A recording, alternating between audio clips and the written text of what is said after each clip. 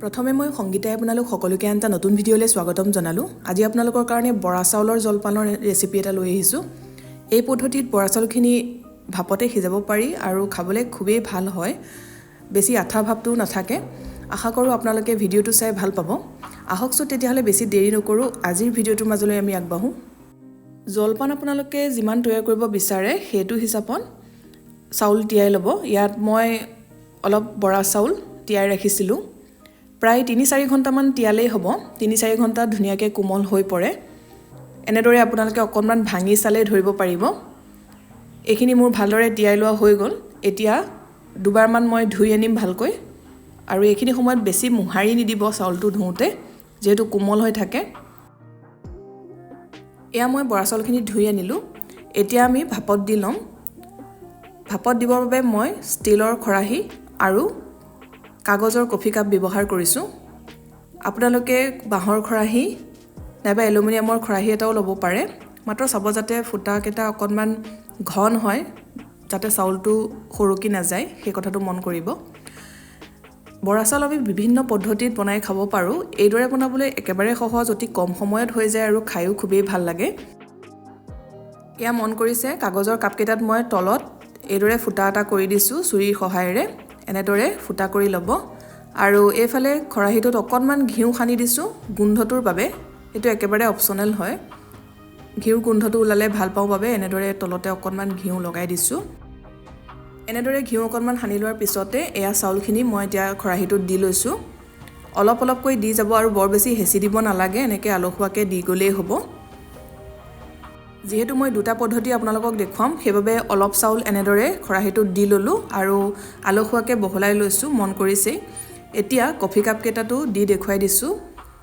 Coffee কাপকেইটাত মই ঘিউ সানি লোৱা নাই। এনেদৰে চাউল অলপ অলপ দি যাব। একেবাৰে ওপৰলৈকে নিদিব, যিহেতু অকণমান সিজিবলৈও জেগা লাগিব আৰু চাউলখিনি উফাব। সেইবাবে এইদৰে অকণমান এআঙুলমান দেখিছে মই গেপ ৰাখিছোঁ। এনেদৰে চাউলখিনি আলসুৱাকৈ দি দিলেই হ'ব। বেছি হেঁচি দিব নালাগে বা পানীও দিব নালাগে ইয়াত, যিহেতু আমি চাউলখিনি ভালদৰে তিয়াই লৈছিলোঁ, কোমলেই হৈ আছে, ভাপতে ধুনীয়াকৈ সিজি যাব। এনেকৈ মই কফি কাপত দি লৈছোঁ। কফি কাপ 4টা লৈছিলোঁ যদিও 4টাত নুজুৰিলে 3টাত মই এয়া দি ল'লোঁ। অলপ চাউল ৰৈ গৈছিলে আৰু এয়া খৰাহীটোতে দি ল'লোঁ। এতিয়া আমি ভাপত সিজাই ল'ম। তাৰ বাবে দুইফালে মই প্ৰেছাৰ কুকাৰ 2টা বহাই দিছোঁ আৰু পানী গৰম হ'বলৈ দিছোঁ। পানী বহুত বেছিকৈও দিব নালাগে, অলপমান দিলেই হ'ব। এতিয়া খৰাহীটো দিয়াৰ আগত গেছটো একদম কমাই ল'ব, যিহেতু বহুত বেছি ভাপ ওলাই থাকে, হাতত লাগিলে পুৰি যাব। গেছটো কমাই লৈ পেলাই এয়া মই সাৱধানে খৰাহীটো বহুৱাই দিছোঁ আৰু লগে লগে ঢাকনিখন লগাই দিব। গেছৰ ফ্লেমটো হাই কৰি দিব। হাই ফ্লেমত এতিয়া 3-4 মিনিটমানৰ কাৰণে সিজিবলৈ দিয়ক। এইখিনি সময়তে ধুনীয়াকৈ সিজিয়ে উঠিব। আৰু এইফালে বেলেগ এটা প্ৰেছাৰতো মই পানী উতলিবলৈ দি থৈছিলোঁ। পানীখিনি উতলি আছে। সাফৰ হুইচেলটো আঁতৰাই এতিয়া কাগজৰ কাপটো ইয়াতে সুমুৱাই দিব। ঢাকনিখন লগাই দিব আৰু ডাঙৰ যদি গোল হেতা আছে, এনেকুৱা ধৰণৰ হেতাপাত ওপৰত দি থ'ব পাৰে।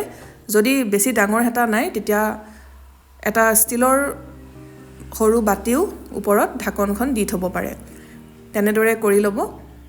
সহজতে হৈ যায়। এই পদ্ধতিত বনালে 3 মিনিটমানতে ধুনীয়াকৈ সিজিয়ে যাব। গেছৰ ফ্লেমটো হাই কৰি ৰাখিব। এয়া মই দুইটা পদ্ধতিতে আপোনালোকক বৰা চাউলৰ জলপান কিদৰে ভাপত দি সহজতে বনাই খাব পাৰি দেখুৱালোঁ। আপোনালোকে যদি আগতে বনোৱা নাই, যিটো পদ্ধতিতে সুবিধা পায় তেনেদৰে বনাই এবাৰ মাঘৰ বিহুত পৰিৱেশন কৰিব পাৰে। হাই ফ্লেমত এনেদৰে সিজিবলৈ দিয়াৰ পিছত 3-4 মিনিটমানতে ধুনীয়াকৈ হৈ যায়। এয়া মই আপোনালোকক দেখুৱাই দিছোঁ। দেখিয়ে ধৰিব পাৰিছে ধুনীয়াকৈ সিজিলে। যদি আপোনালোকৰ সন্দেহ আছে মনত, অকণমান আঙুলিৰ মাজত লৈ চেক কৰি চাব সিজিছে নে নাই। একে পদ্ধতিতে এতিয়া বাকী থকা চাউলখিনিও ভাপত দি ল'ম। এনেদৰে দিয়াৰ সময়ত গেছটো অকণমান কমাই ল'ব আৰু গিলাচটো দিয়াৰ পিছত গেছটো বঢ়াই দিব। হাই ফ্লেমত 3-4 মিনিটমানৰ কাৰণে সিজিবলৈ দিব।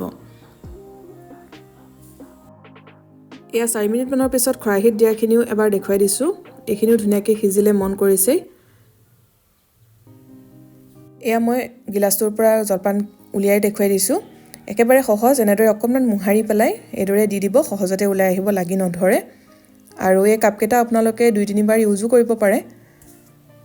এই জলপানখিনি আপোনালোকে এৱা গাখীৰ দৈ বা ক্ৰীমৰ লগত পৰিৱেশন কৰিব পাৰে মই দৈ লগত পৰিৱেশন কৰি দেখুৱাইছোঁ আৰু বহুতে মাংসৰ লগত খায়ো অৱশ্যে ভাল পায় যেনেকৈ খাই ভাল পায় তেনেদৰে আপোনালোকে খাব পাৰে এনেকৈ মই এতিয়া জলপানখিনি পৰিৱেশন কৰিছোঁ আপোনালোকৰ আগত দৈ আৰু গুড়ৰ সৈতে